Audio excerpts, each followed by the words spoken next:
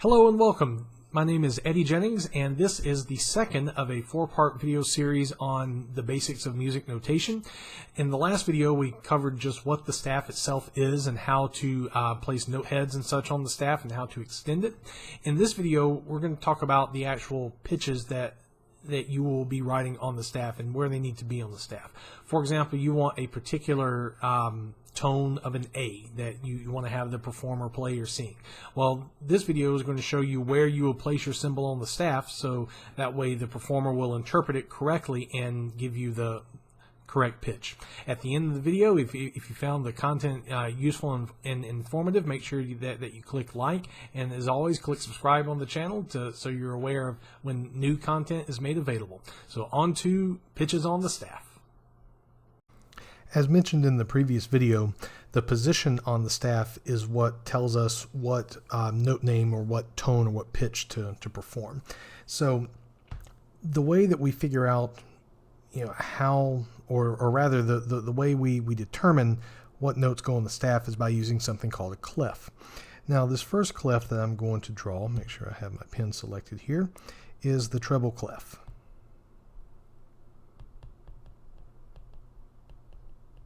Which is also known as the C-clef. And if you were to follow, I'm going to change the color here. If you were to follow the shape of the symbol, it kind of centers around the second line of the staff. So with it being called the C-clef, the second line of the staff in treble clef is G. Now the musical alphabet goes from A through G, and then obviously if you were to go backwards, it'll go G through A. Once you get to G, you will start over at A, and once you get to A, and if you're going backwards, you will go back to G. Now, anytime you change from line to space or space to line, you're going to change letters. If you're going higher in the staff, you're going to go forward in the musical alphabet. If you are going down in the staff, you're going to go backward in the musical alphabet. So I'm going to erase this here. We'll need some of this space a little bit later. Now, starting on the second line, G, if I move up one space, so from line to space, that will be an A. We start back over with the musical alphabet. If I move from space to line, this would be a B. And then line to space C, space to line D, line to space E, and then space to line F. Likewise, if we're going down, we'll start back on the second line, which is a G, and we move line to space F, space to line E. And now we have all of the possible letters that are on the staff. And if you recall from the previous video, if needed, we can extend the staff. If I were to draw a ledger line above the staff here, and anytime we draw a line, we're going to be creating spaces around it. So if this fifth line in treble clef is F, remember we count lines bottom to top, then the next space, moving line to space, would be a G. And then if I move from space to line, move up to the ledger line, that would be an A. And we can keep going. If I were to do two ledger lines above the staff, then we now have access to B, which would be the ledger line or the ledger space above A, and then the next ledger line would be a C. Likewise, if we're going below the staff, the first ledger space would be a D. Remember, ledger lines and ledger spaces extend the staff. The next ledger line would be a C. The next ledger space after that would be a B, and then we can continue going backwards in the musical alphabet. So when you're reading music that has a treble clef, these are what our lines and spaces mean. Now, there is more to life than just the treble clef. We have some other clefs that we'll be exploring. The next one is called the bass clef.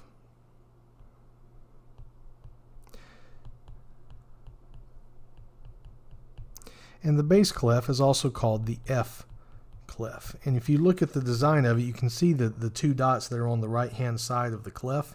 Those two dots tell us that the fourth space is F. Now, with the fourth space, I had to silence my phone there, with the fourth space being F, we can follow the same pattern to move above and below the staff. So from the fourth space, we move, fourth line, I've been saying fourth space. From the fourth line, we can move up to the fourth space, which would be G, then the fifth line, A. Then we start getting into ledger lines and ledger spaces. The first ledger space would be B. The first ledger line would be C. And then going down the staff, again, fourth line is F. The third space would be E. The third line, D. Second space, C. Second line, B. First space, A. And the first line, G. And then, of course, we can extend the staff with ledger spaces. That would be an F, the first ledger space below the staff. And then getting to the first ledger line below the staff, we get to an E. Now, theoretically, we could move these clefs around. Now, you're not going to see this, but I could do this with the bass clef. And now the fifth line is going to be an F. You will not see that, but as far as the theory of how the clefs work and what they signify, that's possible. For example, I could do, and this is going to be tough because I've drawn treble clefs where they are forever, but I could draw a treble clef here. So now this fourth line would be a G.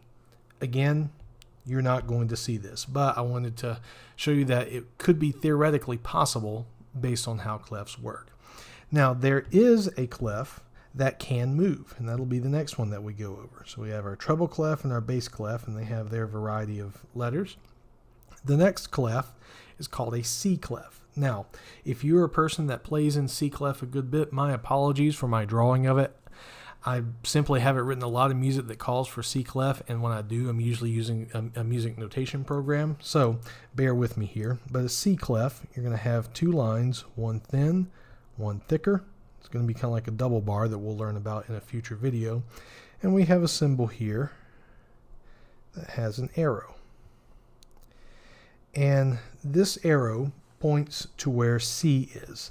Now, there's a little bit more to it than that. This particular C is special. It is known as the middle C. I'm going to talk in a couple of minutes about what that means, but I want you to keep that term in the back of your head here, middle C. Now, just like with treble and bass clef, as we move from line to space, we change letters by one, and if we're moving higher in the staff, we're going forward in the alphabet. And then, likewise, if we are moving line to space going the other way, going down the staff, we'll be going backwards in the alphabet. So that would be B. And on and on and on, all the way through, we'd have B, A, G, F, getting to the first line of the staff. And if we continue the same pattern here, we would have E on the fourth line, F on the fourth space, and G. That'll be on the fifth line of the staff. Now, I say that the C, I didn't label the clef, my apologies, the C-clef. Let me try that once again there. Still looks like def. There we go. So the C-clef is movable. You will see some C-clefs that are pointed to the third line of the staff. One that you'll see pretty common is one that's pointed to the fourth line of the staff. There we go.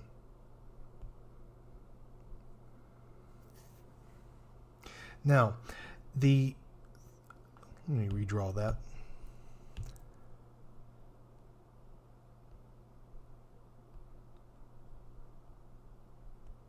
There we go, that's better.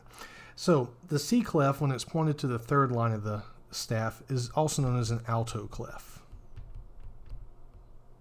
And a C-clef that is pointed to the fourth line of the staff is known as a tenor clef. Just like before, wherever that arrow is pointing, that's our middle C. So we would have C on the fourth line of the staff. D would be on the fourth space, because remember, moving line to space or space to line, we change letters by one in the alphabet. And if we're moving higher on the staff, we go forward in the musical alphabet. And if we go down on the staff, then we're moving backwards in the musical alphabet. You would have E, and then going backwards, going down the staff, you would have B, then A on the third line, G on the second space, F on the second line, E on the first space, and then D on the first line. I don't read in tenor clef very often, so let me double check my letters here. C, B, A, G, F, E, D. Yep, I don't want to give you bad information on the video. So a few moments ago I talked about middle C and why middle C is special. So the middle C refers to almost the middle of a keyboard. A piano is going to have 88, or a full-size piano keyboard is going to have 88 keys. And on that 88 key keyboard, there are 8 C's that can be played of a variety of what's called tessitura in pitch. You have really low C's to a C that would be considered mid-range, hence middle C, 2 C's that are in the upper range. And if you were to start on the left-hand side of the keyboard and find the very first C, we're going to call that number 1.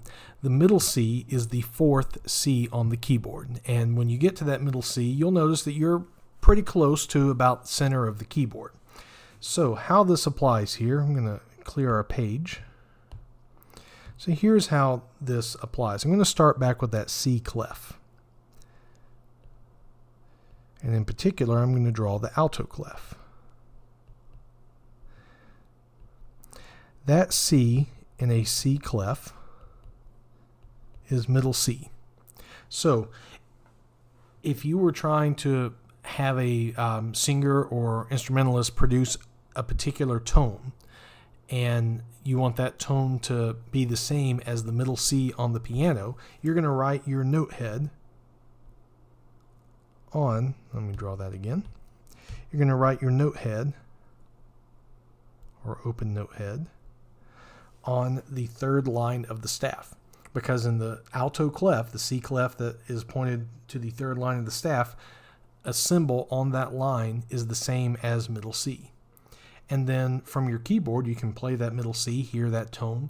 And if you would like to have the tone E that's above it, well, what we will do is write that on the second line of the staff. Because remember, C is on the fourth line of the staff.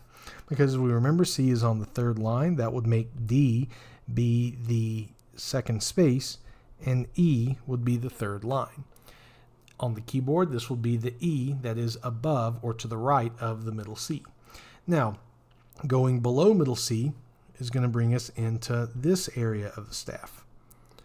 Because remember, as we go down the staff, we're going backwards in the alphabet, so these are going to be notes that are going to be to the left of that middle C. So how this relates together with the other staves is as follows. So we have middle C, that's right there on the third line of the staff in the alto clef. In the treble clef, remember G is the second line of the treble clef, this same middle C is going to be one ledger line below the staff.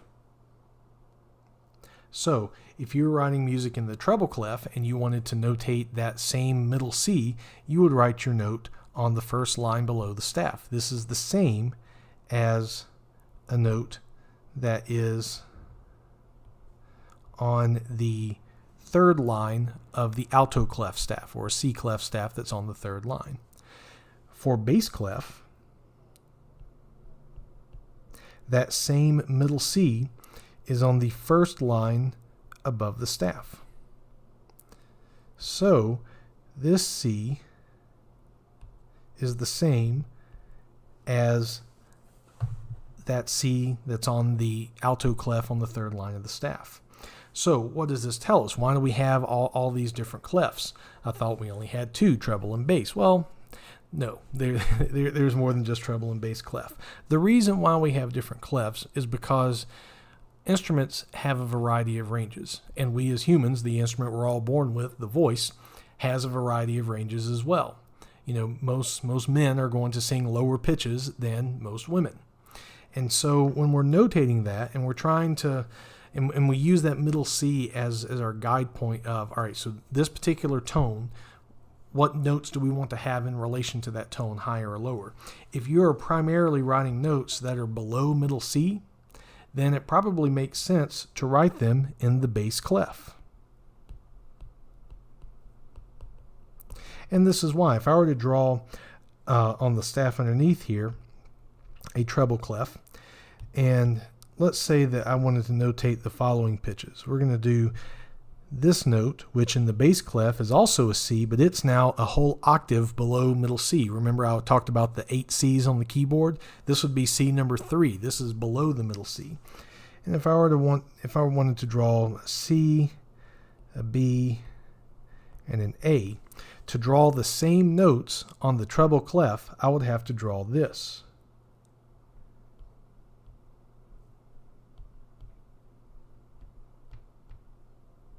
Oh, excuse me, I'm 1 octave too high. I would have to draw the following. And even I'm having to count through my ledger lines here. So C, A, F, that would be D. And here's the C. Here's the B. And draw my ledger lines too great there. And there's the A. Now,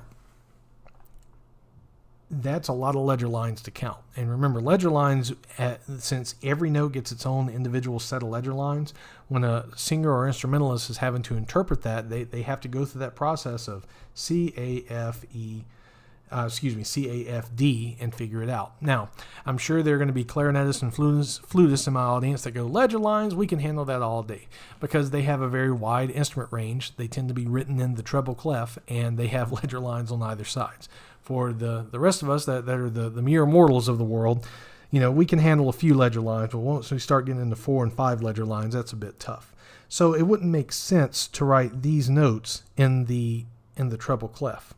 Likewise, if I were to do this, let's say in the treble clef, I wanted to write a C, a D, and an E.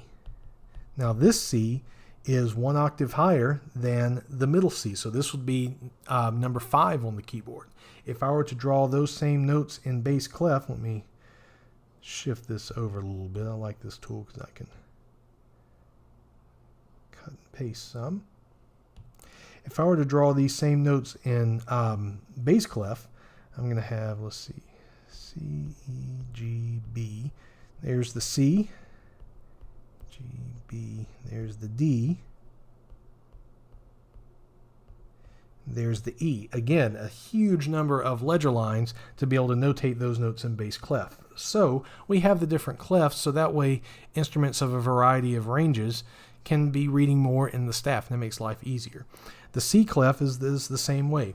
The C-clef has that middle C on the 3rd line. So therefore, if you have an instrument such as the viola, which is an instrument that often that reads in the alto clef, the way the range of their instrument works, it makes sense for that middle C sound to be on the 3rd line. That way they're in kind of the middle range of the instrument. They're not having to read too many ledger lines either way.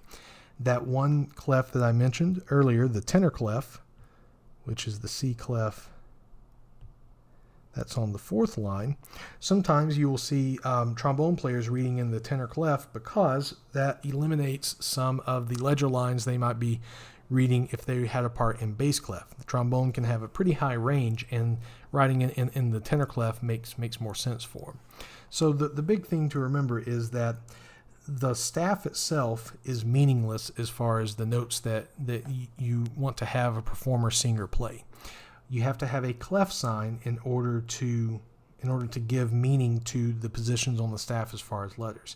And then the choice of clef sign that you would use with your music writing depends on pitches that you're going to want to have sounding in relation to middle C. If most of them are middle C and above, maybe treble clef makes sense. Middle C and below, bass clef. In the middle, alto clef. So between treble clef, bass clef, and the variety of positions of a C-clef, you can pretty much notate on the staff, or above or below if you need to extend it with ledger lines, any pitch that you would want to have a person sing or play on an instrument. It basically covers it all. As always, the thing to remember is clarity in what you write. As you're writing your pitches, you want to make sure that they are clearly on lines or spaces as needed. And the other thing to remember is that relationship to middle C. Now, as you become more advanced in composition and start writing for a variety of instruments, that you'll start getting into something called transposition, where you write a C, but the note that comes out on the instrument when they see C and they play is not the same as the C that you envision on the piano. That's beyond the scope of these videos, but to start giving you an idea of relation of highness and lowness of pitch, that's when we went into where that middle C is on the piano and where the middle C is on a variety of staves, or rather a variety of clefs that are used on staves. I hope you enjoyed the content and found it informative. If you did, make sure you click like on the video and subscribe to the channel, and I'll see you the next time.